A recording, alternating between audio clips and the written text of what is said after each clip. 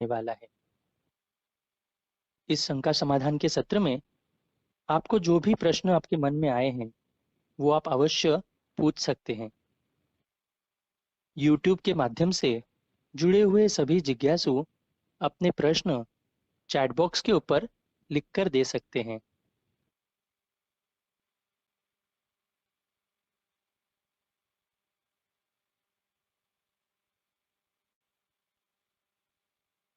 मैं जुड़े हुए सभी जिज्ञासुओं से नम्र निवेदन करता हूँ कि आप सभी अपना नाम और आप कहाँ से जुड़े हैं ये आप चैट बॉक्स में अवश्य डालें। YouTube और फ्री कॉन्फ्रेंस कॉल से जुड़े सभी जिज्ञासुओं से मेरा नम्र निवेदन है कि आप अपना नाम और आप कहाँ से जुड़े हैं तो आप अवश्य अपने चैट बॉक्स में डालें।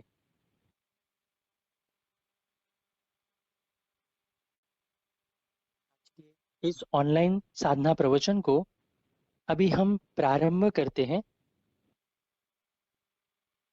विघ्नहर्ता श्री गणेश जी के चरणों में शरणागत भाव से हम सभी प्रार्थना करेंगे। हे भगवान श्री गणेश जी, आज का हमारा यह ऑनलाइन साधना प्रवचन निर्विघ्न रूप से संपन्न हो दीजिए। यही आपके श्री चरणों में भावपूर्ण प्रार्थना है।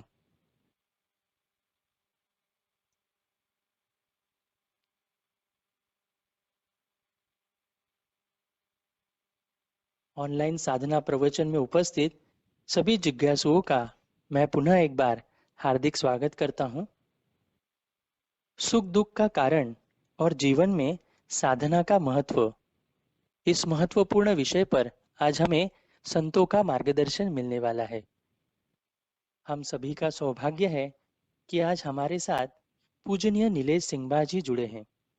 वो हमें इस विषय पर मार्गदर्शन करने वाले हैं।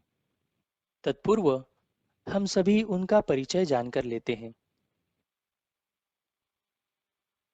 पूजनीय नीलेश सिंह जी, आप समुद्री जहाज निर्मिति के अभियंता हैं।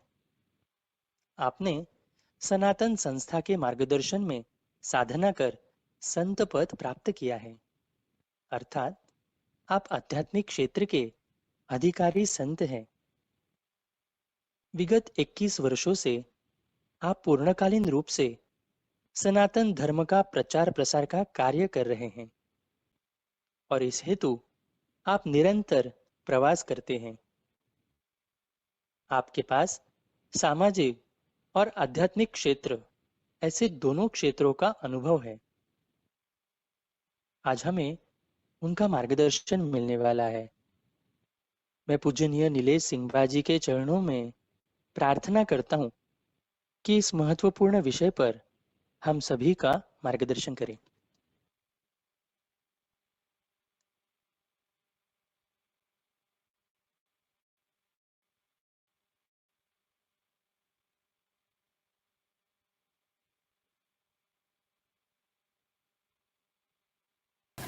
नमस्कार। भगवान श्री गणेश जी के चरणों में वंदन कर मैं विषय का आरंभ करता हूँ।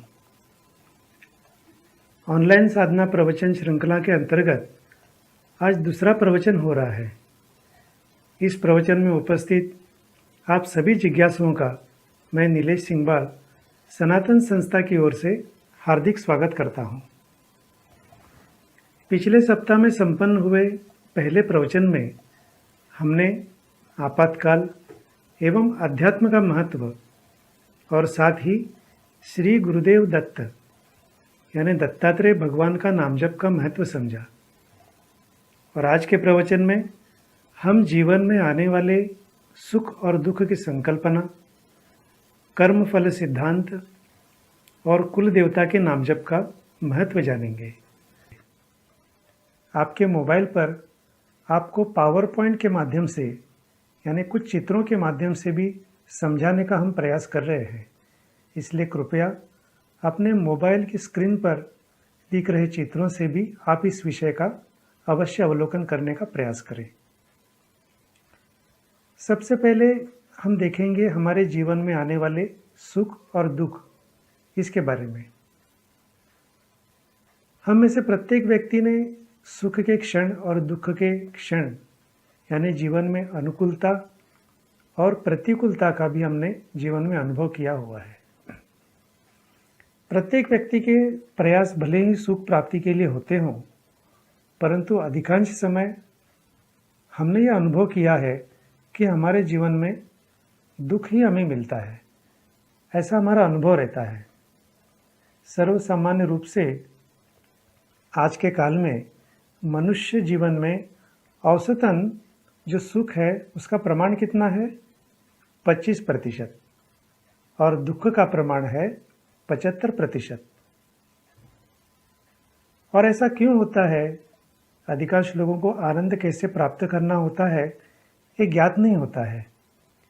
इसलिए प्रत्येक व्यक्ति पंच ज्ञानेंद्रिय यानी अपने 5 इंद्रिय यानी कान, नाक, अपनी जिह्वा, त्वचा और आँखें, इन पंच ज्ञानेंद्रियों के माध्यम से, उसी के साथ हमारा मन एवं बुद्धि के माध्यम से थोड़ा समय तक ही क्यों न हो, परंतु सुख प्राप्त करने का, साथ ही दुख को टालने का प्रयास करता है। अर्थात हर व्यक्ति क्या करता है? तो कोई अपना प्रिय पदार्थ खाना, प्रिय स्थान पर घूमने के लिए जाना, कोई पसंदीदा शौक चलाना जैसे कृत्य कर सुख प्राप्त करने का प्रयास करता है। ये हो गए हमारे इंद्रियों के माध्यम से जो हम सुख प्राप्त करते हैं उनके बारे में। तो शारीरिक व्याधियों पर औषधियाँ लेना, दूरचित्रवाणी संच यानी टीवी खराब होने पर उसे ठीक करवाना, इस प्रकार से भी कृत्य करके हम दुख टालने का प्रयास करते हैं। संक्षिप्त में मुझे यही बताना है आप सभी को कि हम या तो सुख प्राप्ति करने के लिए प्रयास करते हैं या अपने जीवन में आने वाले दुखों को या समस्याओं को टालने का प्रयास करते हैं। परंतु इनसे शाश्वत सुख हमें मिलता है क्या? हमेशा टिकने वाला सुख हमें मिलता है क्या? तो नहीं है। उच्च कोटि के संत तुकाराम जी, उन्होंने इसका वर्णन बहुत सुंदर तरीके से किया है, बहुत ही मार्मिक शब्दों में किया है। उन्होंने कहा है कि सुख देखा तो राई जितना और दुख जो है वो पर्वत के जितना। स्वामी विवेकानंद जी ने भी कहा है कि सुख और दुख एक ही सिक्के के 2 पहलू हैं, दोनों ही साथ में आते हैं और सभी को केवल सुख ही चाहिए होता है। तो अभी हम देखते हैं कि सुख और दुख के कारण क्या है। हमारे जीवन में जो अनुकूल प्रसंग आते हैं या प्रतिकूल प्रसंग आते हैं, उनके पीछे का कारण क्या है, ये हम समझने का प्रयास करेंगे। हम जहाँ से हैं, उदाहरण के लिए हमारा यदि कोई मूल गांव हो, तो उस मूल गांव में या हमारे मूल शहर में वापस जाने का आकर्षण हमें कम अधिक मात्रा में रहता ही है। यह हमारा एक स्वाभाविक प्रक्रिया है कि हम जहाँ से हैं वहीं पर वापस जाने का हमारा मन कभी ना कभी तो करता है। उसी प्रकार से जिस आनंद स्वरूप ब्रह्म या ईश्वर से हम उत्पन्न हुए, हमारी उत्पत्ति हुई, उसकी ओर अग्रसर होने का आकर्षण प्रत्येक व्यक्ति में अल्प अधिक मात्रा में होता है, कम या अधिक मात्रा में होता ही है। तो उसके लिए अब हम सुख दुख के कारण कौन से होते हैं और दुख निवारण का क्या उपाय है, ये भी जानने का प्रयास करेंगे। सुख दुख के कारण 3 प्रकार के होते हैं, जैसे हमने पिछले प्रवचन में भी सुना है। शारीरिक, मानसिक अथवा आध्यात्मिक होते हैं। आप आपकी स्क्रीन पर भी देख रहे हैं कि हमने कुछ उदाहरणों के माध्यम से, कुछ चित्रों के माध्यम से आपको हम समझाने का प्रयास भी कर रहे हैं। शारीरिक स्तर का दुख यानी क्या है? जैसे शरीर को कोई बीमारी हुई या जाते समय मुझे कहीं ठोकर लग गई तो मेरे शरीर को चोट पहुंचती है या शरीर को ठेस पहुंचती है, तो वो हो गई, तो ये हुआ शारीरिक प्रकार का दुख या शारीरिक प्रकार की समस्या। अब मानसिक समस्या यानी क्या है? मानसिक दुख यानी क्या है? जैसे किसी ने हमारे साथ धोखाधड़ी की या किसी ने मुझे भला बुरा कहा, तो उस समय हमारे शरीर को कुछ होता है क्या? बिल्कुल नहीं। उस समय हमारे मन को चोट पहुंचती है, हमें बुरा लगता है।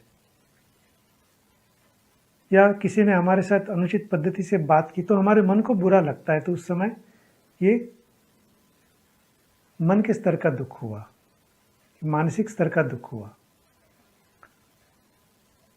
तो बहुत प्रयासों के उपरांत भी निरंतर असफलता मिलना, विवाह न होना जैसे बुद्धि के परे की घटनाएं जीवन में होती है।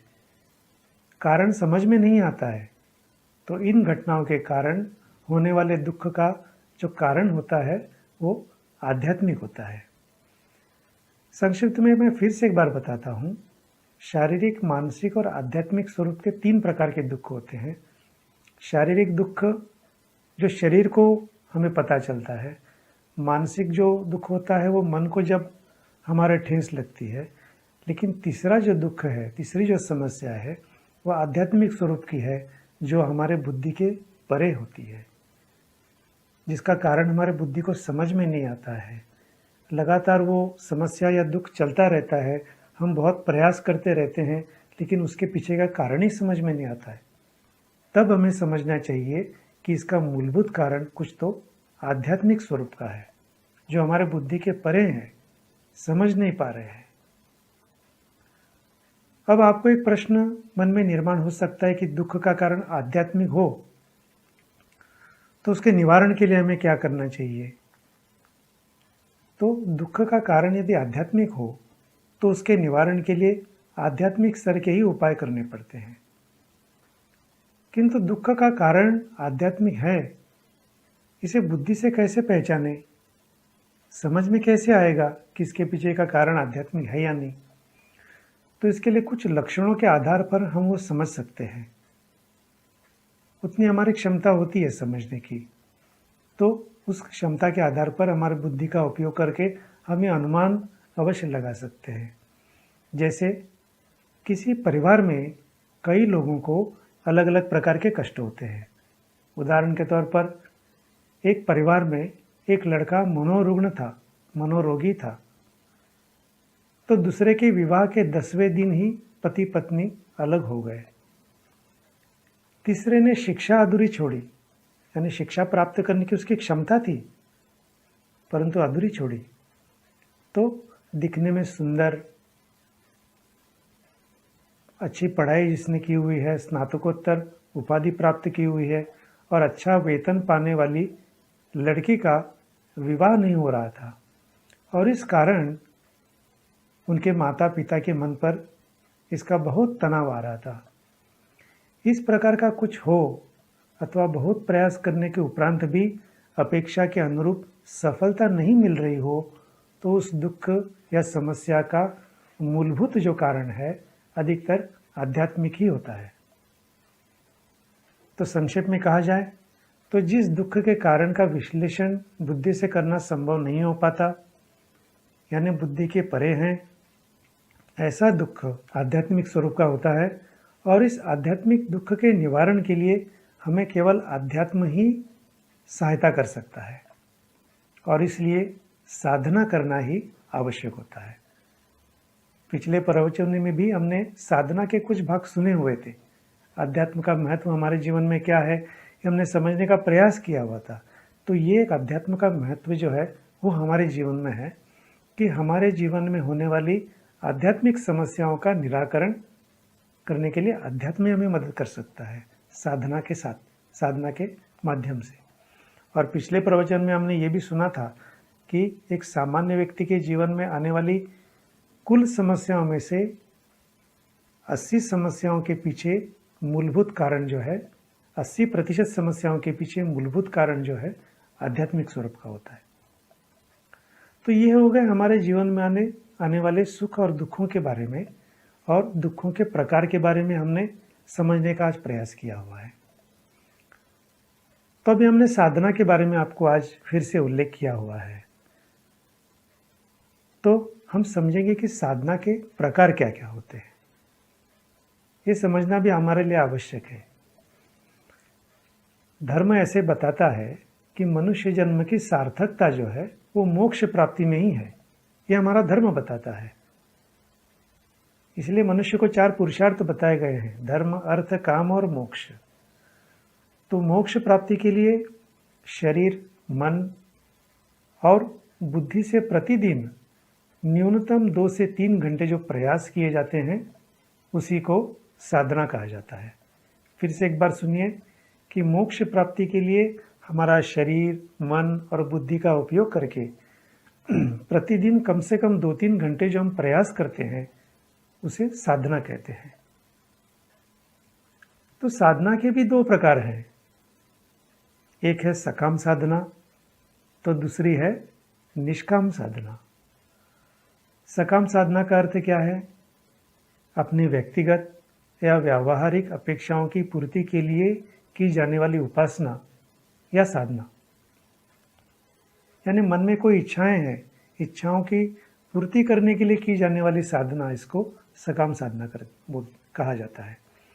उदाहरण के तौर पर जैसे परिवार का कल्याण हो, विवाह के निश्चित होने में कोई बाधाएं निर्माण हुई हो तो इस प्रकार की बाधाएं दूर हो, या इस प्रकार की कोई व्यावहारिक चीज़ों की सफलता प्राप्त करने के लिए जो हम साधना करते हैं, ऐसे उद्देश्यों की पूर्ति के लिए की जाने वाली जो उपासना है या साधना है वो सकाम साधना होती है। यानी मन में इच्छा रख के कोई साधना करना, इच्छा पूर्ति के लिए। तो निष्काम साधना का अर्थ क्या है?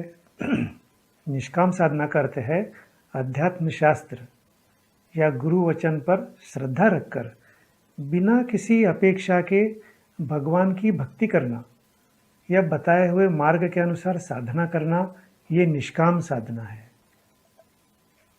सकाम साधना करने से इच्छा की पूर्ति तो होती है, क्योंकि भगवान तो कृपालु है, दयालु है। हमने अगर अच्छे मन से अगर सकाम साधना की तो इच्छा की पूर्ति होती है, परंतु साधना नहीं होती है। परंतु निष्काम साधना से आध्यात्मिक उन्नति होकर कामना पूर्ति भी हो सकती है। हमारी आध्यात्मिक उन्नति भी हो जाती है और मन की इच्छाएं भी पूर्ण हो जाती है, क्योंकि भगवान का ये वचन है कि मैं मेरे निष्काम भक्त की कामनाएं पूरी करता हूँ। भगवान को निष्काम भक्त अधिक प्रिय होते हैं। सकाम साधना करने वाले को सकाम का अर्थात व्यावहारिक फल मिल सकता है, परंतु उससे साधना के द्वारा ईश्वर प्राप्ति नहीं होती है, आध्यात्मिक उन्नति नहीं होती है। और मनुष्य जीवन का जो लक्ष्य है वो तो मोक्ष प्राप्ति है। साधना निष्काम हुई तभी मोक्ष प्राप्ति का लक्ष्य साध्य होता है। तो ये आपको समझ में आया होगा कि सकाम और निष्काम भक्ति में क्या भेद है। तो अब हम समझने का प्रयास करेंगे कि आध्यात्मिक सिद्धांत कौन से हैं जो हमारे नित्य जीवन में हमें ध्यान में रखने की आवश्यकता है। पहला सिद्धांत है कर्म फल सिद्धांत। आप सभी ने सुना भी होगा, कहीं पढ़ा भी होगा कि एक सिद्धांत होता है कर्म फल सिद्धांत। वैसे हिंदू धर्म में 2 सिद्धांत बताए गए हैं। पहला है कर्म फल सिद्धांत, तो दूसरा है पुनर्जन्म सिद्धांत। सबसे पहले हम कर्म फल सिद्धांत क्या बताता है ये समझने का प्रयास करेंगे। कर्म फल सिद्धांत ये कहता है कि किए हुए प्रत्येक कर्म का फल व्यक्ति को भोगना पड़ता है। हम जो भी कुछ कर्म करते हैं उसका एक फल हमें भोगना ही पड़ता है। ये कर्म फल सिद्धांत कहते हैं। उदाहरण के तौर पर माता पिता की सेवा करना, मंदिर में दान देना आदि कर्मों के कारण पुण्य मिलता है, और अन्यों से झूठ बोलना, दूसरों का उपहास उड़ाना, दूसरों को कष्ट पहुंचाना, चोरी करना आदि कर्मों से पाप होता है। और पुण्य प्राप्ति के फल के स्वरूप सुख मिलता है, तो पाप के कारण हमें दुख भोगना पड़ता है। तो सुख दुख का विषय जो हमने सुना था उसी से जुड़ा हुआ ये विषय है कि हमारे जीवन में सुख और दुख आते क्यों हैं, उसी से जुड़ा हुआ एक विषय है। तो समझ लीजिए कि किसी व्यक्ति ने चोरी की और यदि वो चोरी पकड़ी नहीं गई तो उस चोर को लौकिक जीवन में दंड नहीं मिलेगा, वो उसे बच जाएगा। परंतु ईश्वर के दरबार में हमारे हर कर्म का हिसाब रहता है, इसलिए ईश्वर के दरबार में वो नहीं बचेगा। भगवान के पास अच्छे बुरे प्रत्येक कर्म का संज्ञान लिया जाता ही है, और ईश्वर प्रत्येक व्यक्ति की काया, मन और वाणी से होने वाले प्रत्येक अच्छे बुरे कृत्य का हिसाब रखते हैं। यह हमें ध्यान में रखने की आवश्यकता है, और एक महत्वपूर्ण सिद्धांत है कर्म फल सिद्धांत। अब आपके मन में प्रश्न आ गया होगा कि कौन से कर्म का कैसे फल मिलेगा, कर्म का फल किसके ऊपर निर्भर है। तो कर्म का जो फल है वो कर्म करने वाले के उद्देश्य पर भी निर्भर होता है, क्योंकि देखने के लिए दो व्यक्ति के कर्म वही हो सकते हैं। जैसे किसी गुंडे द्वारा किसी व्यक्ति पर धारदार शस्त्र चलाना और किसी डॉक्टर का उसकी शल्य क्रिया यानी ऑपरेशन के समय किसी रुग्ण पर धारदार शस्त्र का प्रयोग करना, इसमें कृत्य भले ही एक जैसे हों, परंतु उद्देश्य दोनों भी भिन्न होते हैं। दोनों उद्देश्य अलग अलग है। आप समझ चुके होंगे, गुंडे का उद्देश्य व्यक्ति को हानि पहुंचाना होता है, तो डॉक्टर का उद्देश्य उसे बीमारी से स्वस्थ बनाना और बचाना होता है। इस प्रकार कर्म का फल उसके उद्देश्य पर भी निर्भर होता है। अब कलयुग में प्रारब्ध भी है। हम प्रारब्ध के बारे में विस्तार से भी समझेंगे कि प्रारब्ध क्या है। तो कलयुग में प्रारब्ध का जो अनुपात है वो 65% है, तो क्रियमाण कर्म का अनुपात 35% है। तो ये समझने के लिए अभी हम पुनर्जन्म सिद्धांत समझेंगे। वो दूसरा सिद्धांत है। हिंदू धर्म में पुनर्जन्म की मान्यता है। व्यक्ति द्वारा हुआ पुण्य कर्म और पाप कर्म व्यक्ति को इसी जन्म में भोगना पड़ेगा। इसी जन्म में भोगना पड़ेगा क्या, ऐसा प्रश्न किसी के भी मन में आ सकता है, परंतु ऐसा नहीं है। अपितु कभी कभी वो उसे अगले जन्मों में भी भोगना पड़ सकता है। सामान्य रूप से हम पिछले कर्म का फल इस जन्म में भोगते हैं। पिछले जन्म के कर्म फल को प्रारब्ध कहते हैं, जिसे हम व्यावहारिक भाषा में नसीब कहते हैं। यानी अभी हमने जो प्रारब्ध ये जो शब्द सुना, जो हमारे जीवन में 65% प्रमाण रखता है, उस प्रारब्ध को व्यावहारिक भाषा में क्या कहते हैं, हम नसीब कहते हैं। हम कभी कभी बोलते समय कहते हैं ना, ये मेरे नसीब में है, वो मेरे नसीब में नहीं है, ये मेरे भाग्य में है या नहीं है। तो प्रारब्ध यानी नसीब। अध्यात्म ये बताता है कि कलयुग में मनुष्य के जीवन में होने वाली 65% घटनाएं प्रारब्ध यानी नसीब के कारण होती है, और 35% हमारे क्रियमाण कर्म से, यानी जो हम कर्म करते हैं अर्थात प्रयास जो करते हैं उसके अनुसार होते हैं।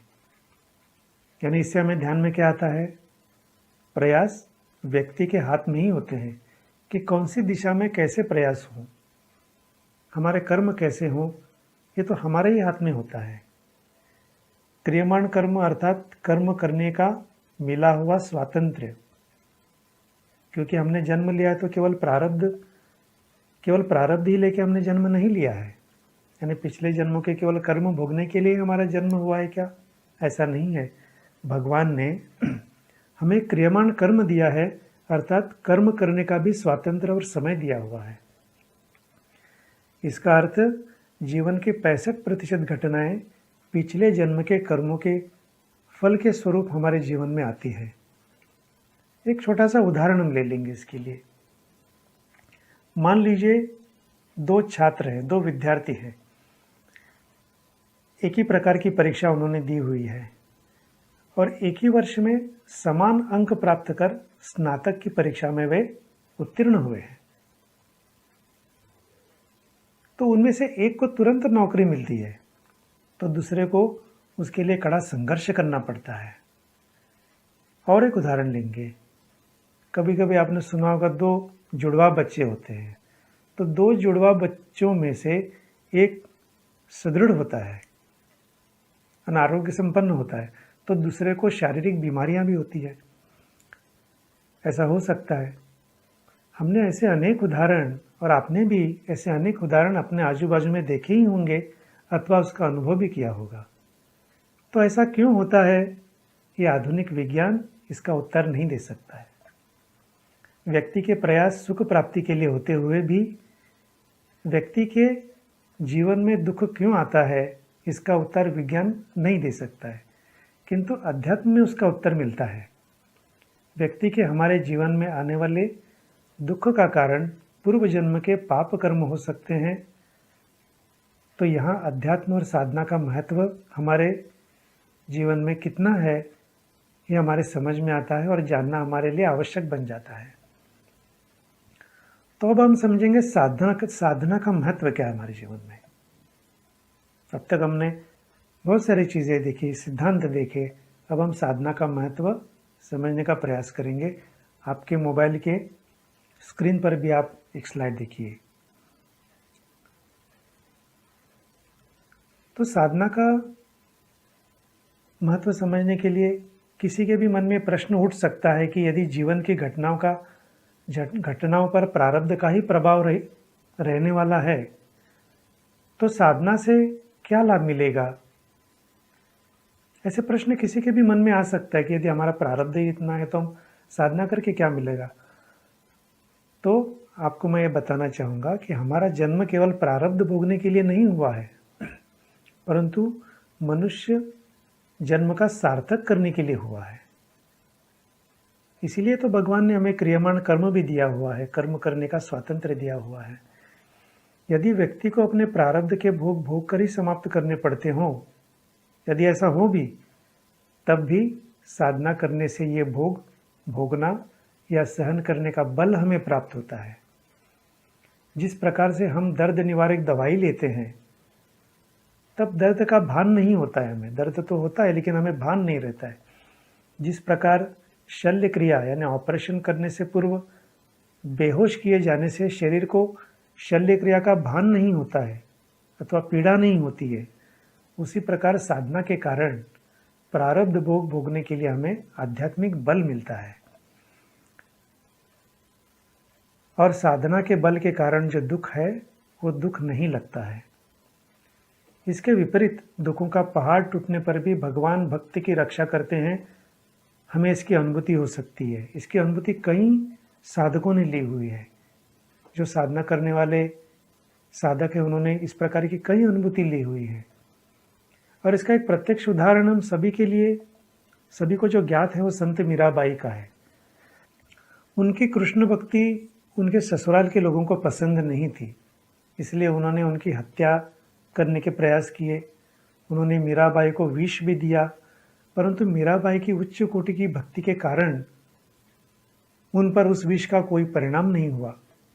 तो साधना का बल और भक्ति हो तो भगवान किस प्रकार प्रारब्ध सुसह्य कर देते हैं, सहन करने की ताकत देते हैं अथवा उसकी तीव्रता नष्ट करते हैं, इसका ये प्रत्यक्ष उदाहरण है। इस उदाहरण के साथ ही मनुष्य के पास उपलब्ध 35% क्रियमाण उसके प्रारब्ध पर विजय प्राप्त कर सकता है उसके माध्यम से। इसका सदैव हमें ध्यान में रखना आवश्यक है इसके बारे में। तो अब हम देखते हैं पुनर्जन्म सिद्धांत के बारे में। जिस प्रकार शैक्षणिक प्रगति होने के लिए हमें शिक्षा लेनी पड़ती है, उसी प्रकार आध्यात्मिक उन्नति होने के लिए साधना करनी पड़ती है। आध्यात्मिक उन्नति होकर मुक्ति मिलने तक आत्मा का पुनः पुनः जन्म होता है। मान ले कोई व्यक्ति पूरे जीवन पुण्य कर्म कर रहा हो, परंतु उसने साधना नहीं की, तो क्या वो जन्म मृत्यु के चक्र से मुक्त हो पाएगा? तो उसका उत्तर है नहीं, क्योंकि उस व्यक्ति को मृत्यु के उपरांत अच्छे कर्मों के कारण स्वर्ग की प्राप्ति होती है और पुण्य बल का संग्रह रहने तक वो वहाँ रहता है, और पुण्य बल का संचय समाप्त होने पर उसे पिछले जन्मों का प्रारब्ध भोगने के लिए पृथ्वी पर पुनः जन्म लेना पड़ता है। पाप करने वाले व्यक्ति का आध्यात्मिक पतन होता है और मृत्यु के उपरांत उसे तुरंत मनुष्य योनि में जन्म नहीं मिलता, अपितु उसे कीड़ा, पक्षी, वृक्ष आदि 84 लाख कनिष्ठ योनियों में जन्म लेना पड़ता है। इस प्रकार साधना न करने से पुनरपि जननम पुनरपि मरणम, यानी पुनः पुनः जन्म और मृत्यु के चक्र में फंस जाना, इसका चक्र चलता ही रहता है। तो यहाँ पर मनुष्य का जन्म बार बार होने के कारण के संदर्भ में भी हमें समझ लेना आवश्यक है कि मनुष्य का जन्म बार बार क्यों होता है। तो 2 कारणों से होता है। पहला कारण है प्रारब्ध भोगों को भोग कर समाप्त करना, यानी हमने अपना नसीब जो है वो भोग कर समाप्त करना है। और दूसरा है मोक्ष प्राप्ति के लिए साधना करते हुए जन्म और मृत्यु के चक्र से स्वयं को मुक्त करवा कर लेना। परंतु हम इस पर ध्यान नहीं देते, अपितु हमें इस संदर्भ में कुछ ज्ञात भी नहीं होता है। उसके कारण अनेक लोगों का जीवन घर, बंगला, गाड़ी, नौकरी, पैसे आदि में ही उलझ कर रह जाता है। अच्छी साधना के तपोबल से, साथ ही संतों की कृपा से या संतों की कृपा के कारण प्रारब्ध नष्ट होकर जन्म मृत्यु के चक्र से मुक्ति मिलती है, अर्थात मृत्यु के उपरांत पृथ्वी पर पुनः जन्म लेना नहीं पड़ता। साधना करने वाले व्यक्ति को मृत्यु के उपरांत सद्गति प्राप्त होती है, अर्थात मृत्यु के उपरांत स्वर्ग लोक से भी आगे के लोकों में उसे स्थान मिलता है, जैसे महालोक, जनलोक, तपलोक और सत्यलोक। इन उच्च लोकों में आगे की साधना कर मोक्ष प्राप्ति की जा सकती है। यही साधना का महत्व है। कर्मफल सिद्धांत अथवा पुनर्जन्म सिद्धांत के प्रति किसी में श्रद्धा हो या ना हो, किसी को कर्मफल चाहिए अथवा नहीं, परंतु प्रत्येक व्यक्ति को वह फल मिलता ही है। अब तक के विवेचन से ये बात आपके ध्यान में आई होगी कि हमारे जीवन में आने वाला सुख दुख का अधिकतर हमारे पूर्व जन्म के कर्मों का फल होता है। पाप पुण्य से परे जाकर मोक्ष प्राप्ति साध्य करनी हो तो उसके लिए साधना के अतिरिक्त कोई विकल्प नहीं है। अब हम काल के अनुरूप साधना का महत्वपूर्ण और आवश्यक भाग जान लेंगे। काल का महत्व समझने के लिए जैसे हम गृह प्रवेश करते हैं या विवाह करते हैं, भूमि पूजन करते हैं, उसलिए उचित समय और मुहूर्त ढूंढकर वो श्रद्धा से करते हैं। वैसा ही साधना भी काल के अनुरूप हो तो अधिक फल मिलता है। और वर्तमान कलयुग में नामस्मरण ही साधना है। अनेक स्थानों पर ये दिखाई देता है कि अनेक लोग अपने प्रिय देवता का नामस्मरण यानी नाम जप करते हैं। लिया हुआ एक भी नाम व्यर्थ नहीं जाता है, इसलिए इष्ट देवता का नाम जप या इष्ट देवता का नाम स्मरण करना उचित ही है, परंतु उसके साथ काल के अनुरूप कुल देवता का नाम स्मरण करना भी आवश्यक होता है। अब कुल देवी या कुल देवता का नाम जप का महत्व क्या है? कुल देवी के नाम जप से आध्यात्मिक उन्नति होती है। हमारी आध्यात्मिक उन्नति के लिए जिस देवता की उपासना करनी आवश्यक होता है, जिस देवता की उपासना आवश्यक होती है, भगवान उसी कुल में हमें जन्म देते हैं और वो हमारी कुल देवता होती है। उस देवता को कुल की कुल देवी अथवा कुल देवता कहते हैं। कुल देवता ये जो शब्द है वो कुल और देवता इन शब्दों से मिलकर बना हुआ है। कुल के जो देवता हैं वो कुल देवता है। कुल देवता की उपासना करने से मूलाधार चक्र में यानी हमारे जो सप्त चक्र हैं उनमें से सबसे पहला जो चक्र है वो मूलाधार चक्र है। तो मूलाधार चक्र में व्याप्त कुंडलिनी शक्ति जागृत होती है, अर्थात आध्यात्मिक उन्नति आरंभ होती है। जिस प्रकार से बच्चे के लिए माँ होती है, उसी प्रकार से कुल देवता हमारी आध्यात्मिक उन्नति के लिए सबसे अनुकूल देवता है। कुल देवी के नामस्मरण के कारण नाम जप करने वाले को ब्रह्मांड के सभी देवी देवताओं के तत्व का लाभ मिलता है। जैसे ब्रह्मांड के सभी तत्व पिंड में आने से साधना पूरी होती है। यदि हम श्री विष्णु या भगवान शिव और श्री गणपति इन देवताओं की उपासना से या इन देवताओं की उपासना करेंगे तो उनसे संबंधित विशिष्ट तत्व हमारे अंदर बढ़ जाता है। परंतु ब्रह्मांड में व्याप्त सभी तत्वों को आकर्षित करने और उन सभी में 30% तक वृद्धि करने का सामर्थ्य केवल कुल देवता के नाम जप में है। जिस प्रकार vitamin A, B, C, D आदि में से कौन से विटामिन का अभाव होने पर संबंधित विटामिन की दवाई खाने से उतना विटामिन बढ़ जाता है, परंतु डॉक्टर ने मल्टीविटामिन की दवाई दी तो उसमें सभी प्रकार के विटामिन होने के कारण शरीर में जो विटामिन अल्प है वो बढ़ जाते हैं। कुल देवी का नामस्मरण उस मल्टीविटामिन की भांति हमारे शरीर में जिस देवता का तत्व अल्प प्रमाण में है उसे बढ़ाने में सहायक होता है। इसके अतिरिक्त कुल देवता पृथ्वी तत्व के देवता होने से उसकी उपासना से साधना आरंभ करने से नामजप करने वाले को किसी प्रकार का कष्ट नहीं होता। जिन्हें कुलदेव और कुलदेवी दोनों हैं, जिनके कुलदेव और कुलदेवी दोनों हैं, वे कुलदेवी के नामजप का प्रधानता से नामजप करें। जैसे माता और पिता दोनों पास में होने पर बच्चा क्या करता है, पहले माँ को पुकारता है, वैसा ही ये है। तो कुल देवता का नाम जप हमें करने की आवश्यकता है। काल के अनुसार कुल देवता का नाम जप सबसे उपयुक्त नाम जप है, जिससे हमारी अच्छी और परिणामकारक साधना हो सकती है। तो नाम जप कैसे करना है? देवता के नाम से पहले श्री लगाएं, नाम को चतुर्थी का प्रत्यय लगाएं और अंत में नमः ऐसे बोले। उदाहरण के तौर पर किसी की कुल देवी यदि भवानी माता हो तो श्री भवानी देव्याय नमः। किसी की कालका देवी हो तो श्री कालका देव्याय नमः। या किसी की कुल देवता रेणुका देवी हो तो श्री रेणुका देव्याय नमः। इस प्रकार से नाम जप करें। अपने कुल में केवल कुल देवता ही हो तो देवता का ही नाम जप करें। इसमें भी पहले श्री लगाएं, उसमें नाम को चतुर्थी का प्रत्यय लगाएं और अंत में नमः इस प्रकार से बोलना है। नमः यानी साष्टांग नमन। उदाहरण के तौर पर कुल देवता श्री वेंकटेश हो तो श्री वेंकटेशाय नमः। श्री गणेश जी हो तो श्री गणेशाय नमः। इस प्रकार से हमें नाम जप करना आवश्यक है। जप करना, इसका मतलब, इसका अर्थ क्या है? जप करना या जपना यानी उसे बार बार मन ही मन पुकारना, इसका अर्थ है जपना।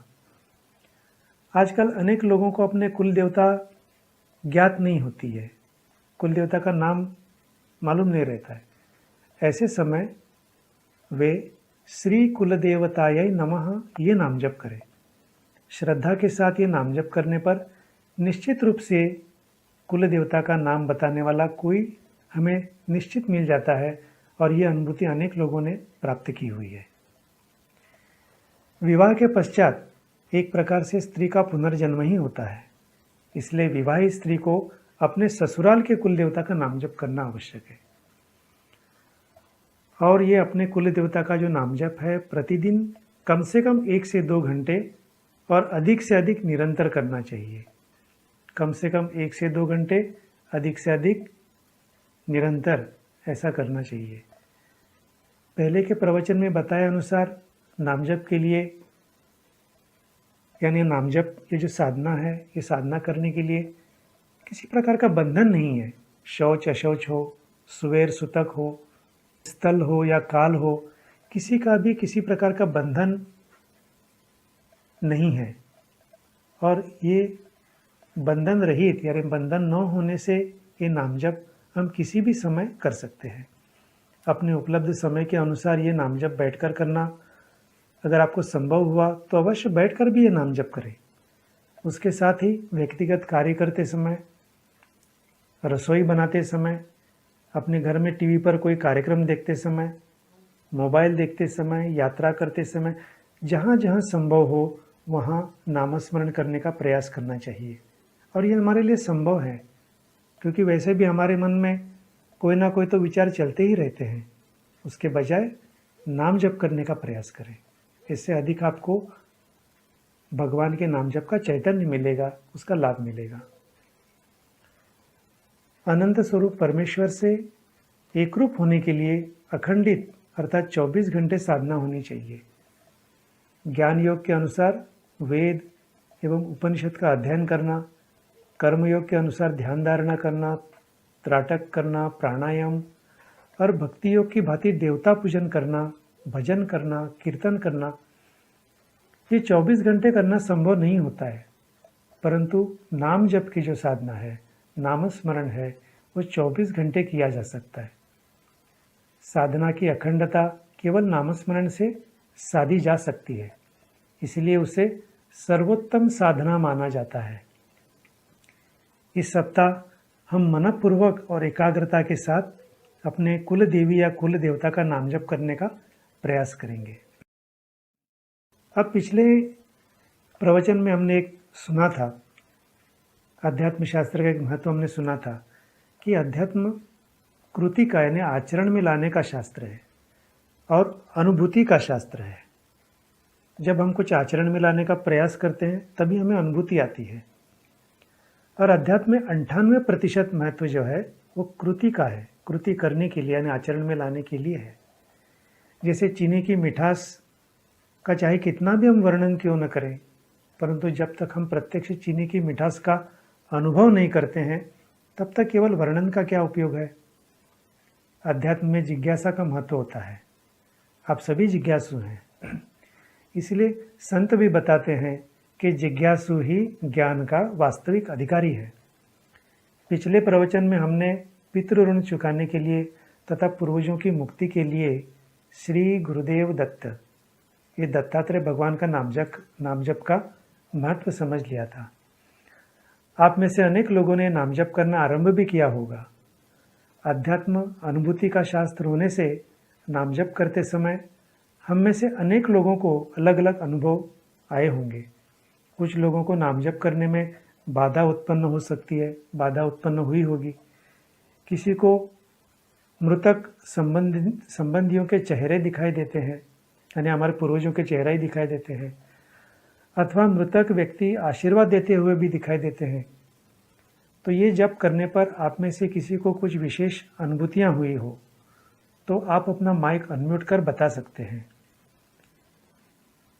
आप में से कुछ लोग, कुछ जिज्ञासु यूट्यूब के माध्यम से जुड़े हुए हैं तो अपने कमेंट बॉक्स में अपने विचार या अपनी अनुभूति डाल सकते हैं, शेयर कर सकते हैं।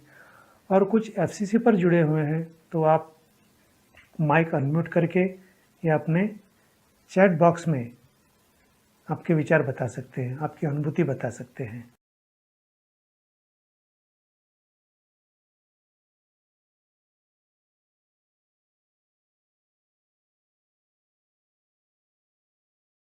जय नीलेश जी, सादर प्रणाम। जी जी भैया, बता सकते हैं आप। बता सकते नहीं, आपने बताया था कि प्रारब्ध के 65% पिछले जन्म के जो कर्म है वो हमारे सामने आएंगे इस जीवन में, और 35% हम जो हमारे वर्तमान कर्म से आएंगे। तो क्या कोई ऐसी सतर्कता रखें हम जिससे ये जो 65% है उसको कम किया जा सके इस जीवन में?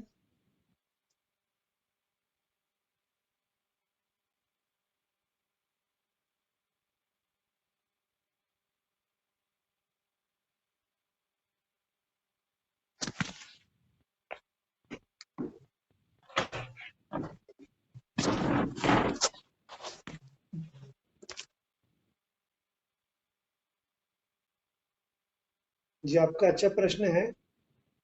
और जैसे हमने प्रवचन में बताया था कि 65% जो घटनाएं हमारे जीवन में होती है वो पिछले जन्मों के किए हुए कर्म के आधार पर जो हमारा प्रारब्ध बनता है, जिसे अंग्रेजी में हम डेस्टिनी कहते हैं या व्यवहारिक भाषा में नसीब कहते हैं, उसके आधार पर वो घटनाएं होती रहती। और 35% जो क्रियमाण कर्म है वो हमारे हाथ में रहता है, यानी 35% का जो क्रियमाण कर्म करने का समय है या उसका स्वातंत्र है, वो भगवान ने हमें दिया हुआ है। तो हमें क्या करना है, 65% जो हमारे प्रारब्ध हुए हैं, उस प्रारब्ध के ऊपर मात करने के लिए हमारे क्रियमाण कर्म करते समय हमें हमारे जीवन में साधना को आचरण में लाने की आवश्यकता है। क्योंकि अपने प्रारब्ध पर विजय प्राप्त करने के लिए या प्रारब्ध की तीव्रता को कम करने के लिए या कम प्रमाण में, अगर अल्प प्रमाण में ही प्रारब्ध हो तो उसको मिटाने के लिए भी हमें साधना की मदद हो जाती है। इसलिए हमारा जो क्रियमाण है, वो अधिकतर सामान्य व्यक्ति क्या करता है, उसे लगता है कि मैं जो भी कुछ प्रयास कर रहा हूँ उतने पर्याप्त है और अपना सारा क्रियमाण वो जीवन भर सुख प्राप्ति के लिए, दुख को टालने के लिए उपयोग में लाता है। और साधना के बारे में मालूम न होने की वजह से साधना नहीं करते हैं। तो सुख दुख तो अपने जीवन में जो आए हैं वो तो आने ही वाले हैं, क्योंकि वो तो 65% का भाग है, वो तो आने ही वाला है। तो 35% क्रियमाण कर्म करते समय हमें ये ध्यान में रखना है कि मेरे कर्म का निरीक्षण कोई तो कर रहा है और मेरे हर कर्म का मुझे फल भी मिलने वाला है। तो मुझे उचित कर्म करना है, अच्छा कर्म करना है। और सबसे अच्छा कर्म क्या है इस मनुष्य जीवन में, जैसे हमने मनुष्य जीवन का ध्येय भी अभी आज सुना कि केवल प्रारब्ध भोगना ही हमारे जीवन का उद्देश्य नहीं है। हमारे जीवन का उद्देश्य तो ये भी है कि इस मनुष्य जन्म की सार्थकता को साध्य करना, यानी साधना करके आध्यात्मिक उन्नति करना। इसलिए अपना क्रियमाण कर्म का उपयोग करते समय हम हमारे जीवन में साधना भी करेंगे, कुछ क्रियमाण का उपयोग साधना के लिए लगाएंगे। तो साधना करते करते हमारे जीवन में आया हुआ प्रारब्ध जो है वो भी तीव्रता कम हो जाएगी और साधना से हमारे अंदर जो सद्गुण निर्माण होते हैं, आगे आगे के स्तर पर जैसे जैसे हमारी साधना बढ़ जाती है, हमारे अंदर वो सत्व गुण बढ़ जाता है, हमारे अंदर कुछ ईश्वर के गुण भी निर्माण हो जाते हैं। तो हमारे हर कर्म के समय वो सद्गुण और हमारा दृष्टिकोण बदल जाता है। हर परिस्थिति को देखने का हमारा दृष्टिकोण भी आगे आगे बदल जाता है और फिर कर्म करते करते समय अच्छा कर्म ही हमारे हाथ में होने लगता है। तो यदि हम साधना कर रहे हैं तो उस साधना को श्रद्धा से करें, लगन से करें और अपने जीवन में ध्येय रख के करें, आध्यात्मिक उन्नति का ध्येय रख के करें। और साधना यदि नहीं कर रहे हैं तो उसे साधना को आज ही से आरंभ करें और अपने जीवन में इसकी अनुभूति प्राप्त करें।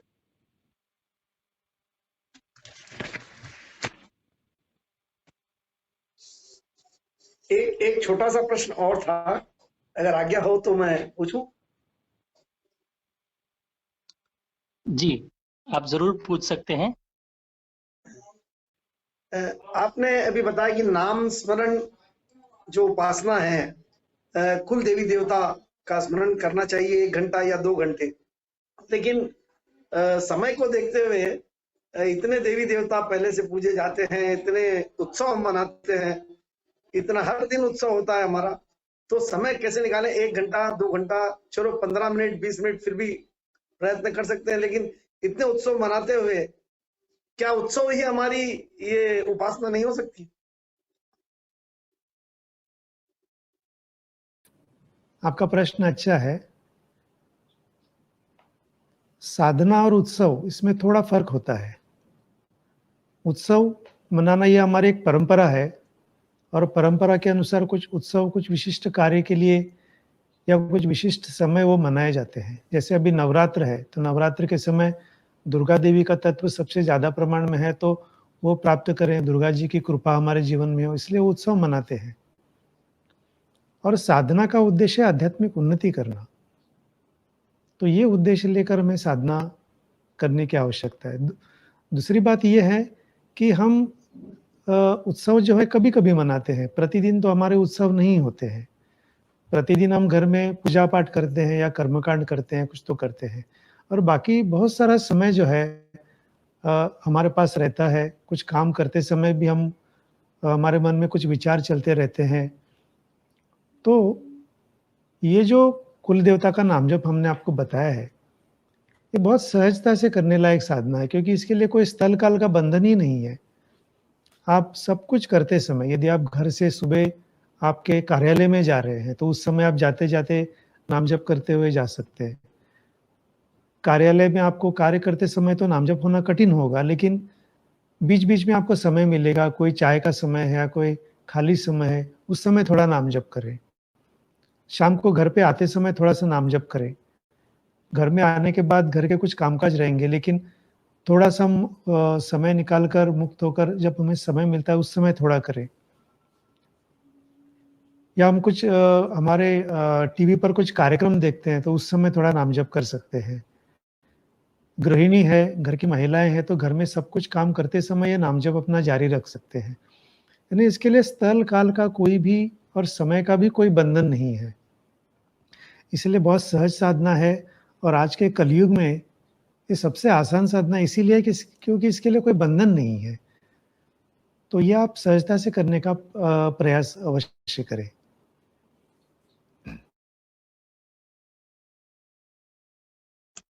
जी। मैं यहाँ पर उपस्थित सभी जिज्ञासुओं से निवेदन करता हूँ कि आपको पिछले सप्ताह में भी जो हमने नाम जप बताया था, तो वो करने के उपरांत भी कि यदि कुछ अनुभूति आई हो या कुछ हमें अनुभव हुआ हो, तो आप अवश्य यहाँ पर माइक अनम्यूट करके अपना बता सकते हैं।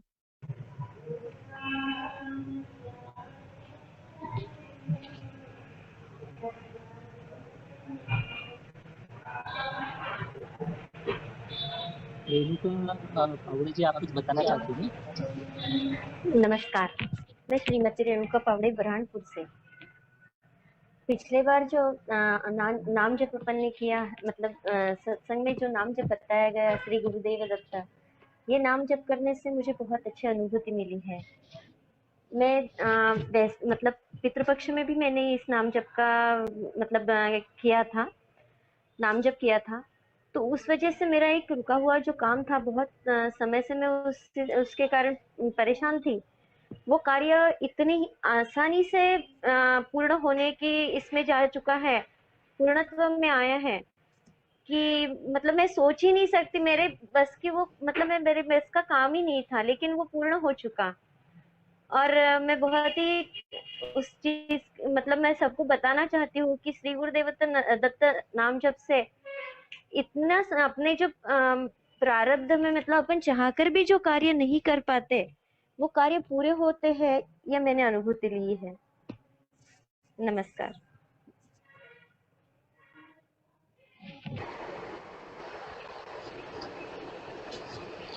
जय श्री कृष्ण। नमस्कार।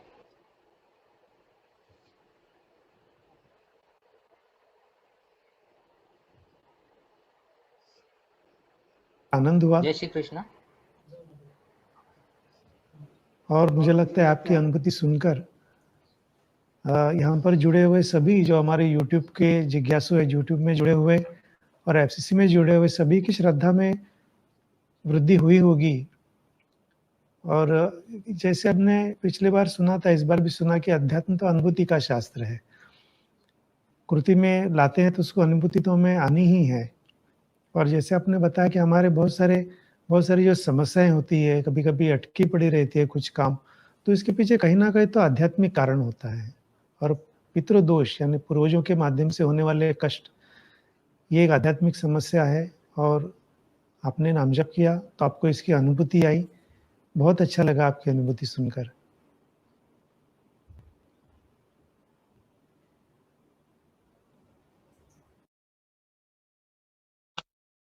अन्य किसी को भी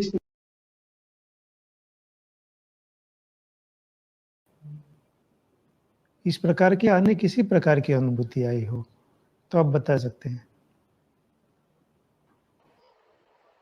जय श्री कृष्ण।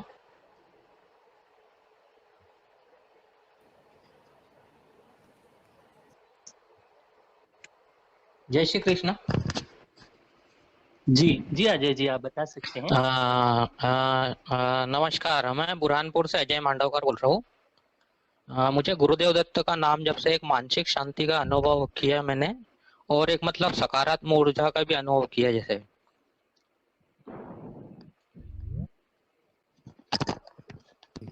नमस्कार।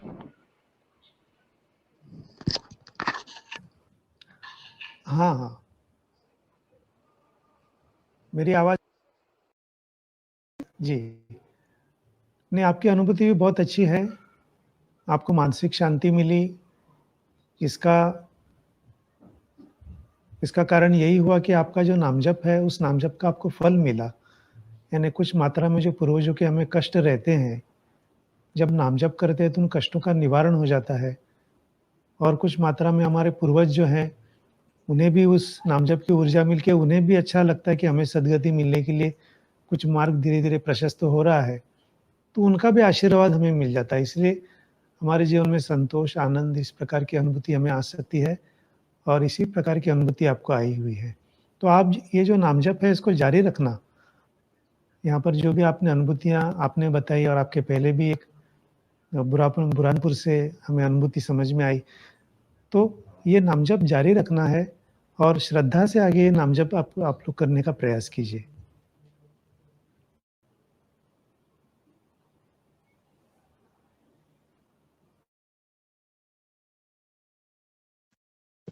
फ्री कॉन्फ्रेंस कॉल से जुड़े हुए सभी जिज्ञासुओं को मैं निवेदन करता हूँ, यदि आप भी अपना अनुभव हमारे सामने रखना चाहते हैं तो आप अवश्य यहाँ पर रख सकते हैं। आपके अनुभवों के कारण यहाँ पर जुड़े हुए सभी को सीखने को मिलेगा। और यदि यह विषय सुनने के उपरांत यदि आपके मन में कुछ प्रश्न है तो वो भी आप यहाँ पर पूछ सकते हैं।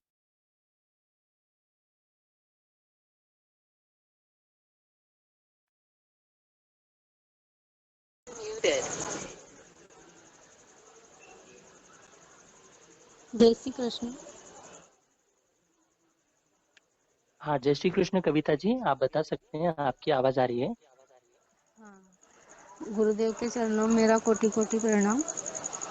मैं ये बोल रही थी कि मेरे पति परमेश्वर को कैंसर जैसी बीमारी हुई थी। उन्होंने सतत नामस्मरण चालू था उनका, तो वो बीमारी के कारण उनको उतनी तकलीफ नहीं हुई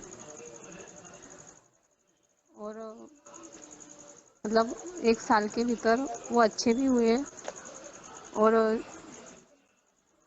परमेश्वर को चरणों में गए।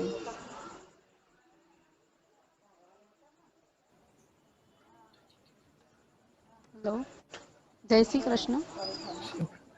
हाँ मेरी दीदी, आवाज आपके आ रही है आपको? अंतिम वाक्य थोड़ा समझ में नहीं आया। थोड़ा-सा फिर से एक बार बताएँगे? हम मेरे पति को कैंसर जैसी बीमारी हुई थी, मुंह का कैंसर था उनको। वो सतत श्री गुरुदेव दत्त का नामस्मरण करते थे। वो नामस्मरण से उनको ज़्यादा तकलीफ नहीं हुई।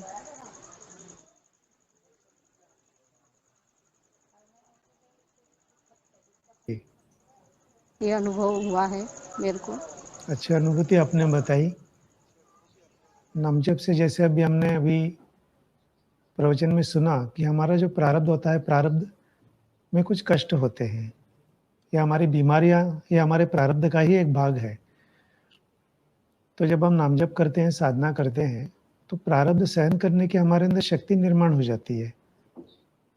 प्रारब्ध सुसह्य हो, इस प्रकार की आध्यात्मिक बल हमारे अंदर निर्माण हो जाता है।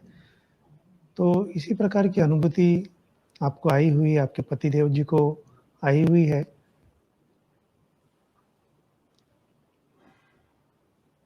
इससे हमें समझ में आता है कि अध्यात्म शास्त्र कितना सिद्ध शास्त्र।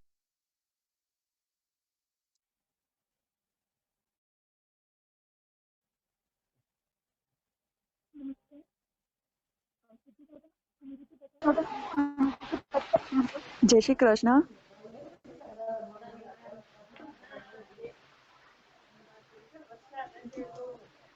जी जी मीनल जी, आप बता सकते हैं, आपकी आवाज आ रही है हमें।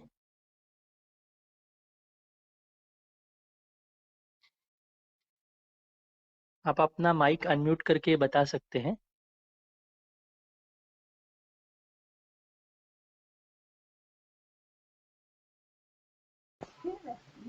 हेलो। हाँ जी मीनल जी, आप बता सकते हैं। हाँ जी, जय श्री कृष्णा।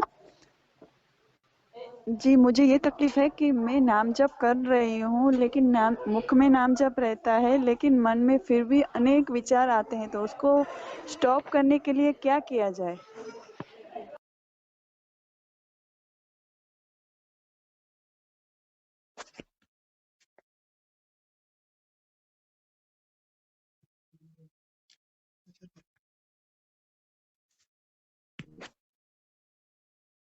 जी, आपका प्रश्न समझ में आया। और समझ में आया। यानी आप नाम जप करते समय आपके मन में विचार चालू रहते हैं, ऐसे आपको कहना है।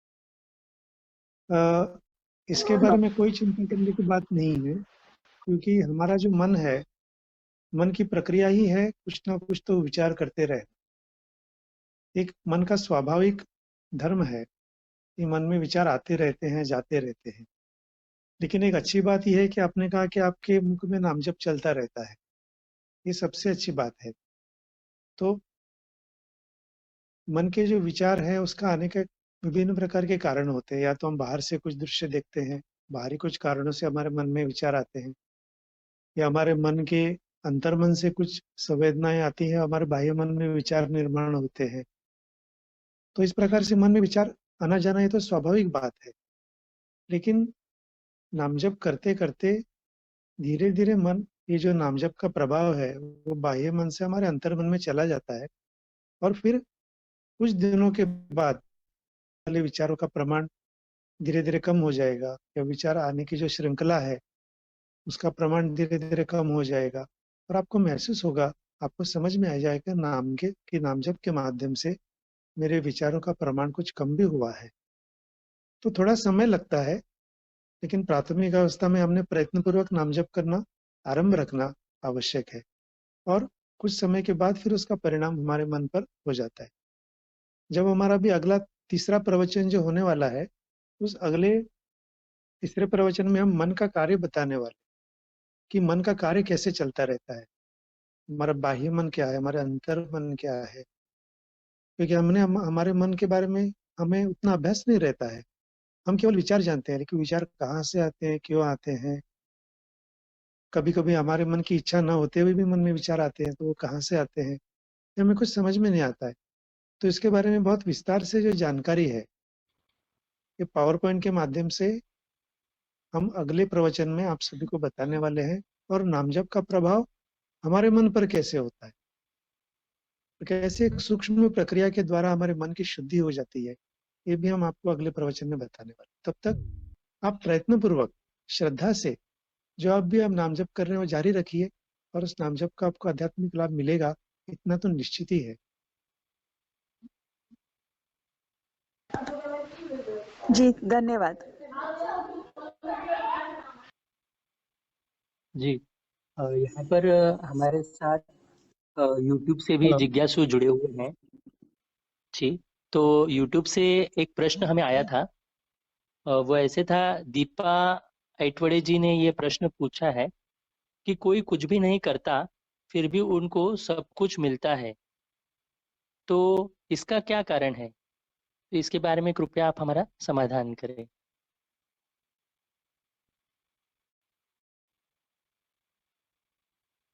तो आज इस प्रवचन में हमने सुना होगा कि हमारा एक प्रारब्ध होता है। प्रारब्ध यानी क्या? कुछ तो फल हमारे जीवन में निर्माण हुआ है, अच्छा फल या बुरा फल। वो किसके ऊपर निर्भर रहता है? हमारे पिछले जन्मों के कर्मों के आधार पर। पिछले जन्मों में हमने अच्छा पुण्य कर्म किया है, किसी व्यक्ति ने अच्छा पुण्य कर्म किया है, अच्छा काम किया है, तो इस जन्म में उसको प्रारब्ध में अच्छे फल प्राप्त हुए हैं। भले वो इस जन्म में कुछ कर नहीं रहा है, लेकिन पिछले जन्मों के कर्मों के आधार पर उसको इस जन्म में अच्छे फल मिले हुए हैं। एक व्यावहारिक उदाहरण लेंगे। मानकर चलिए हमारे खाते में, बैंक के खाते में कुछ पैसे जमा है, एक अच्छी खासी राशि हमारे खाते में जमा हुई है, और वो व्यक्ति इस जीवन में कुछ काम नहीं कर रहा है, कमाने के लिए कोई प्रयास नहीं कर रहा है, लेकिन उसके खाते में जो जमा है वो तो राशि उसको मिलेगी ही, उस राशि का वो उपयोग करेगा भी। तो उसी प्रकार से हमारे पिछले जन्मों के कर्मों के आधार पर इस जन्म में हमारा जो प्रारब्ध निर्माण हुआ है, तो वो तो हमें भोगने को मिलेगा। ऐसे भी कुछ उदाहरण होते हैं। तो हमें आध्यात्मिक दृष्टिकोण से देखना है कि वो प्रारब्ध का भाग है। हम किसी के भी जीवन में कुछ अच्छे प्रसंग, सुख दुख आता है, तो वो प्रारब्ध की वजह से आता है। और आपने जो प्रश्न पूछा है, तो इसका उत्तर यही है कि उस व्यक्ति के जीवन में उसका प्रारब्ध अच्छा है।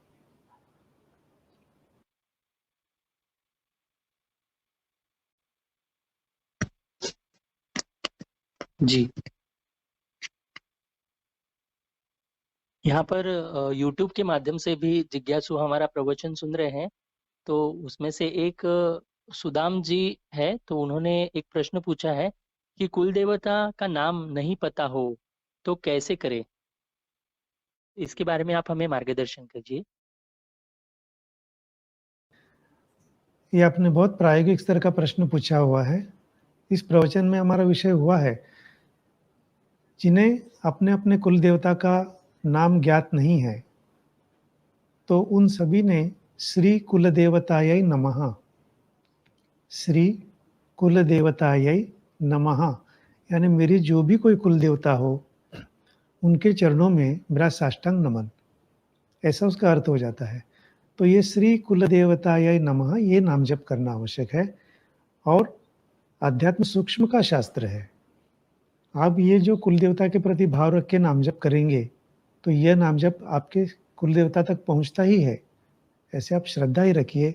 और कई साधकों को, कई लोगों को ऐसी अनुभूति आई हुई है कि श्री कुल देवतायै नमः नाम जप करने के बाद कुछ समय के पश्चात या कुछ महीनों के पश्चात कोई ना कोई तो व्यक्ति उन्हें मिल जाता है और बताता है कि आपकी कुल देवता का नाम ये है, या ये आपके कुल देवता का नाम है। यानी कुल देवता स्वयं किसी ना किसी माध्यम से उन्हें बता देती है कि मैं आपकी कुल देवता हूं। तो जिन्हें कुल देवता का नाम मालूम नहीं है, श्री कुल देवतायै नमः ये नाम जप अवश्य करें।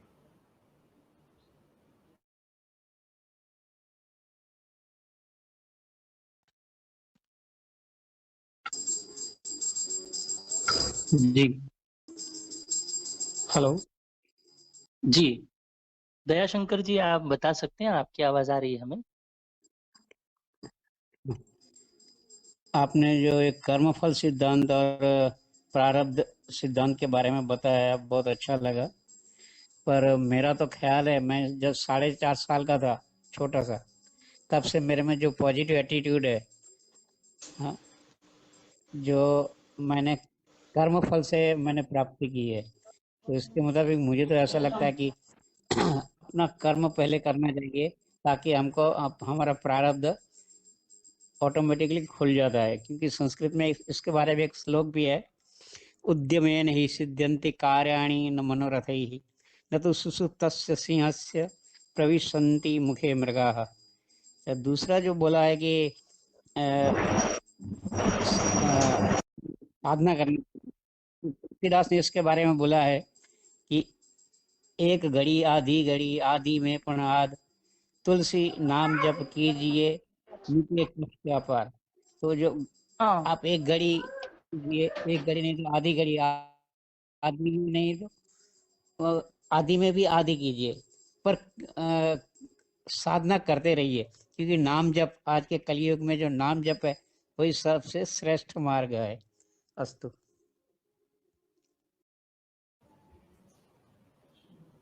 जी, आपने बहुत अच्छा बताया, श्लोक भी आपके बहुत अच्छे हैं और आपने बचपन से ही अच्छा मार्ग पकड़ा हुआ है।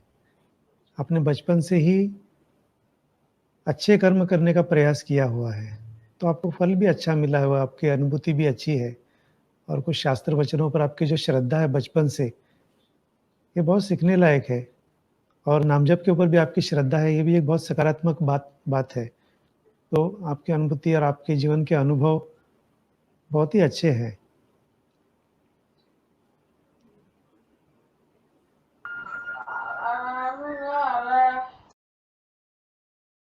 जी, यहाँ पर YouTube पर हमारे साथ सुलक्षणा जी जुड़ी है, तो उन्होंने एक प्रश्न हमें चैट बॉक्स के माध्यम से पूछा है। वो बताते हैं कि साधना पितृपक्ष में शुरू किया और शुरू करते ही बहुत रोने को आया। लगभग 2-3 घंटे वो आंसू ही बहते रहे। तो कृपया करके इसके ऊपर हमें मार्गदर्शन करें। जी।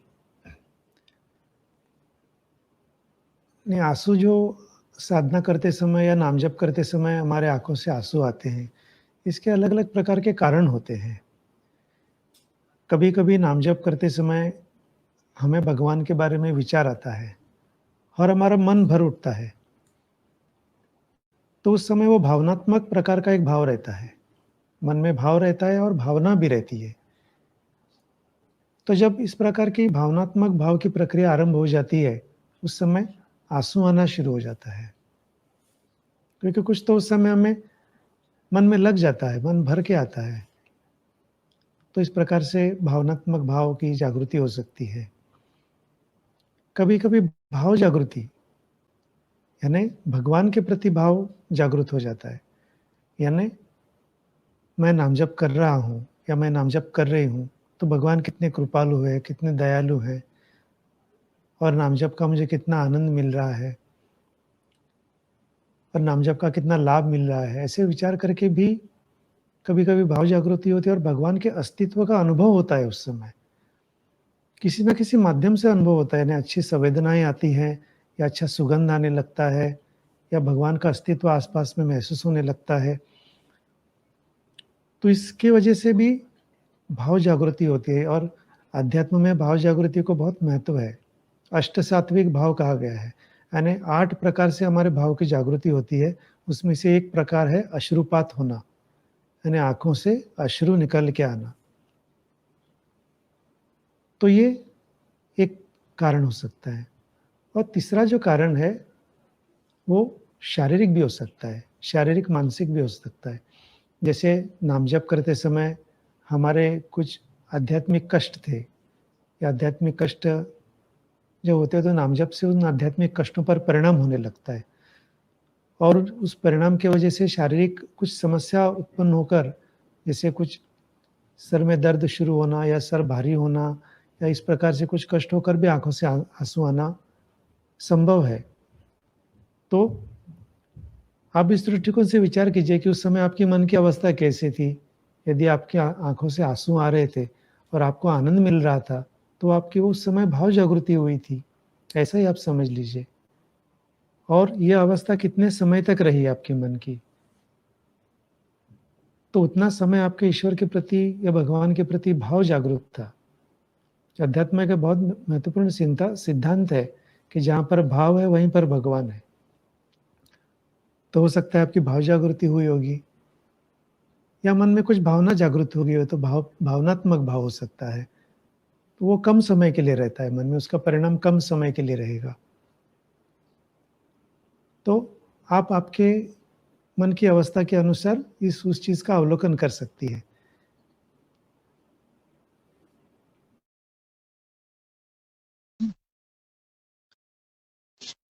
यूट्यूब पर सुचिता चौहान जी ने हमें एक प्रश्न पूछा है। गुरु मंत्र लिया है तो कौन सा नाम जप करना चाहिए, गुरु ने दिए हुए नाम जप या फिर कुल देवता का नाम जप? जी, ये भी अच्छा प्रायोगिक प्रश्न है।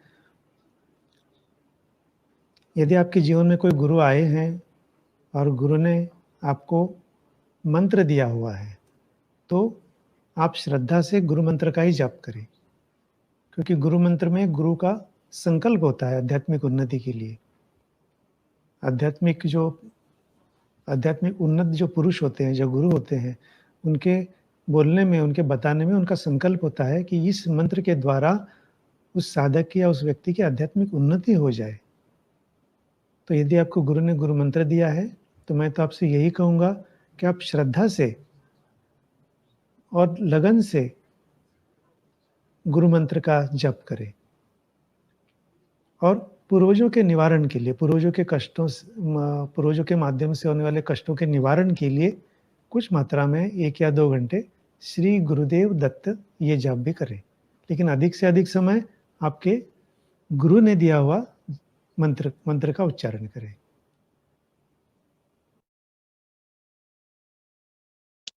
जी, पूजनीय नीलेश सिंह जी, मैं सभी जिज्ञासुओं से निवेदन करता हूँ, आज आपने इस साधना का जो प्रवचन हमारा हुआ, इसमें बहुत ही अच्छा और उत्स्फूर्त सहभाग लिया। इस साधना प्रवचन को अभी हम समापन की ओर लेके जा रहे हैं। मैं पूज्य नीलेश सिंह जी के चरणों में प्रार्थना करता हूँ कि हम सभी को समारोपीय मार्गदर्शन करें। All ji. participants are muted. आप सभी ने बहुत अच्छे प्रश्न पूछे। इस प्रवचन का अच्छा लाभ लेने का आप सभी ने प्रयास किया और आप सभी के एक दूसरे के प्रश्नों से सभी को कुछ ना कुछ तो सीखने को मिला होगा, क्योंकि अध्यात्म तो एक दो प्रवचन में समाप्त होने वाला विषय नहीं है। अध्यात्म तो अनंत का शास्त्र है, यानी जिसका कोई अंत ही नहीं है। तो आप सभी ने आज बहुत अच्छा सहभाग लिया, प्रश्न पूछकर कुछ समझने का प्रयास किया। तो इसके बाद अभी हमारा तीसरा प्रवचन भी होने वाला है। अभी तक हमने 2 प्रवचन सुने, तो आने वाले सोमवार को 26 अक्टूबर को, क्योंकि अभी नवरात्र चल रही है, दशहरा भी आने वाला है, तो इस दृष्टिकोण से विचार करके हमने अगला तीसरा जो प्रवचन है वो 26 अक्टूबर को रखा हुआ है। 26 अक्टूबर को शाम 7 से 8 बजे, 7 बजे से प्रवचन का आरंभ होगा। तो आप सभी से मेरा विनम्र निवेदन है कि आप उस प्रवचन में भी इसी प्रकार से जुड़ें और तीसरे प्रवचन का भी आप लाभ लेने का प्रयास करें। हमने इस प्रवचन में नामजप के बारे में सुना, कर्मफल सिद्धांत, पुनर्जन्म, इन सिद्धांतों के बारे में सुना। तो अगले प्रवचन में हम नामजप का मन पर कैसे कार्य होता है, यानी नामजप करने से मन पर क्या परिणाम होता है, मन की एकाग्रता कैसे साध्य की जा सकती है, हमारा अंतर्मन कैसे कार्य करता है, बाह्य मन कैसे कार्य करता है, और नामजप हमारे बाह्य मन और अंतर्मन पर कैसे परिणाम करता है, इसके बारे में एक विस्तार से विषय पावर पॉइंट के माध्यम से अगले प्रवचन में हम आपको बताने वाले हैं। और साथ ही इस सप्ताह और पिछले सप्ताह आपने जो विषय सुने, और ख़ास तौर पर इस बार जो कुल देवता का नाम जप करने के बारे में आप सभी ने सुना, इसके बारे में आपको कुछ अनुभूति आई हो, आपको कुछ लाभ हुए हो उसके, तो उसके भी कुछ अनुभव या अनुभूतियां हम अगली बार आप सभी से समझने का प्रयास करेंगे। तो आप सभी से मेरा निवेदन है कि इस बार इस प्रवचन के बाद आप सभी अधिक से अधिक श्री कुल देवताय नमः ये नाम जप, मतलब कुल देवता का नाम यदि मालूम नहीं है तो श्री कुल देवताय नमः ये जप, और कुल देवता का यदि नाम आपको मालूम है तो नाम लेके कुल देवता का नाम जप करें, श्रद्धा से करें, अधिक से अधिक समय करने का प्रयास करें। आपको थोड़ा समय बैठकर अगर करने की सुविधा मिले घर पे तो बैठकर करने का प्रयास करें, और इसके साथ ही कुछ समय के लिए 1 या 2 घंटे या आपके कष्टों की तीव्रता के अनुसार श्री गुरुदेव दत्त ये नाम जप पूर्वजों के कष्टों के निवारणार्थ भी आप सभी करें। तो अगले सप्ताह में हम फिर से एक बार मिलेंगे, परंतु अगले सप्ताह में हमारा YouTube पर ही सत्संग नहीं रहेगा, ये फ्री कॉन्फ्रेंस कॉल यानी FCC पर ही ये सत्संग रहेगा।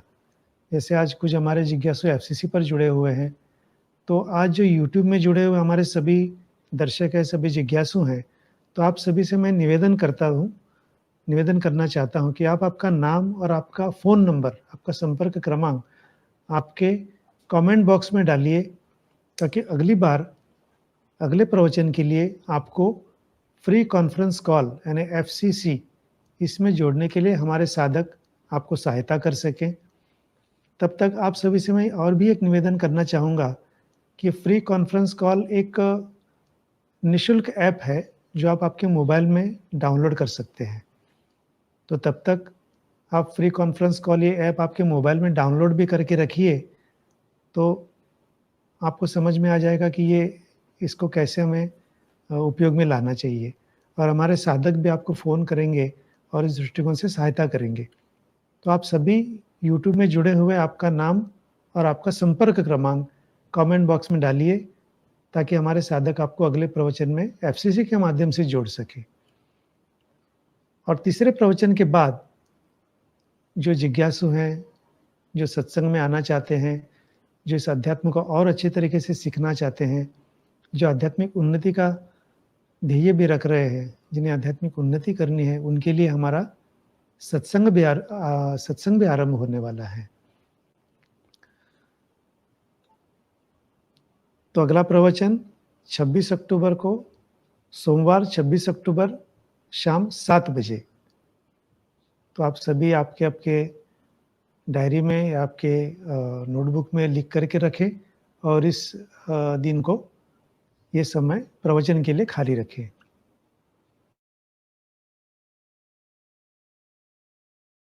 आप सभी को नवरात्रि के हार्दिक शुभकामनाएं। अभी नवरात्रि चल रही है।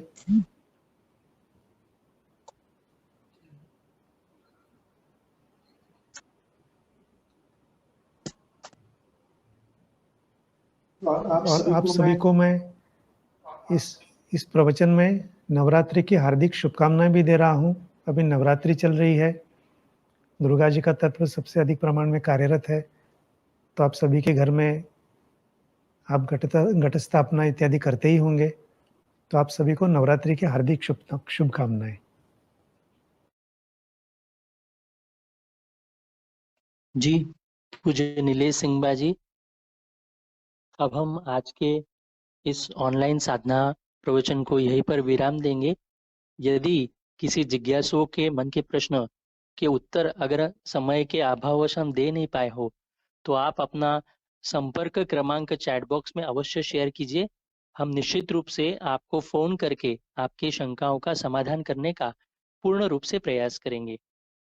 मेरा ये यूट्यूब तथा फ्री कॉन्फ्रेंस कॉल पर जो जुड़े हुए जिज्ञासु हैं, सभी से नम्र निवेदन है, यदि आपकी कुछ शंकाओं का समाधान हम समय के कारण नहीं कर पाए हो, तो आप अपना संपर्क क्रमांक, मोबाइल नंबर आप चैट बॉक्स में अवश्य शेयर कर सकते हैं। इस सप्ताह में हमें जो मार्गदर्शन मिला है, तो वैसे हम श्री कुलदेवता का और पिछले सप्ताह में बताए अनुसार श्री दत्तात्रेय जी का नाम जप अधिक अधिक करने का प्रयास करेंगे। आज के इस प्रवचन को अभी हम यहीं पर विराम देते हैं। विघ्नहर्ता श्री गणेश जी के चरणों में शरणागत भाव से कृतज्ञता व्यक्त करेंगे। हे श्री गणेश जी, केवल और केवल आप ही की कृपा से आज का यह ऑनलाइन साधना प्रवचन निर्विघ्न रूप से संपन्न हुआ। इसलिए हम सभी साधक, सभी जिज्ञासु आपके श्री चरणों में कोटि कोटि कृतज्ञता व्यक्त करते हैं।